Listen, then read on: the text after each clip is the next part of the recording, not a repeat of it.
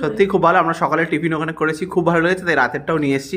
সত্যি খুব ভালো। তোমরা যারা দীঘাতে আসবে, ওল্ড দীঘা পেট্রোল পাম্পের একদম পাশে জনপ্রিয় হোটেল, নিউ জনপ্রিয় হোটেল, তো সেখান থেকে খেয়ে দেখো, দারুণ ভালো।